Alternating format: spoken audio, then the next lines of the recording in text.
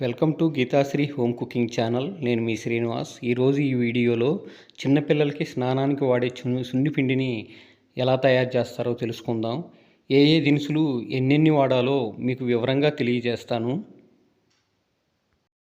ఈ సున్నిపిండిని తయారు చేయడానికి నేను 1 కేజీ నల్ల పెసలు తీసుకుంటున్నానండి. 1 కేజీ నల్ల పెసలు, 100 గ్రాములు మెంతులు, 1 కేజీ పచ్చెనగపప్పు, 10 గ్రాములు బావంచాలండి. 10 గ్రాములు బావుంచాలు తీసుకుంటున్నాను. 10 గ్రాముల కాచోరీలు తీసుకుంటున్నాను. 25 గ్రాముల కస్తూరి పసుపు గమ్ములు కూడా తీసుకుంటున్నాను. వీటితో పాటుగా 1 గిద్దెడు బియ్యాన్ని కూడా తీసుకుంటున్నానండి. ఈ దినుసులు అయితే సరిపోతాయండి. ఇప్పుడు వీటన్నిటినీ కూడా నేను మిక్సీలో వేయనండి. మిక్సీలో కనుక వేసేటట్టయితే అంత మెత్తగా కూడా రావండి. నేనైతే పిండిమర దగ్గరికి తీసుకెళ్తానండి. పిండిమరలో పెద్ద పిండిమరలో వేపిస్తేనే మెత్తగా వస్తుందండి.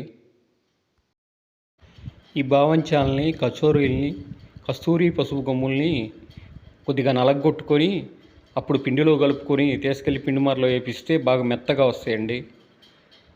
చూడండి, ఇప్పుడు పిండిమర దగ్గరికి తీసుకెళ్తున్నాను. చూడండి, ఇప్పుడు పిండిమరలో వేపిస్తున్నాను.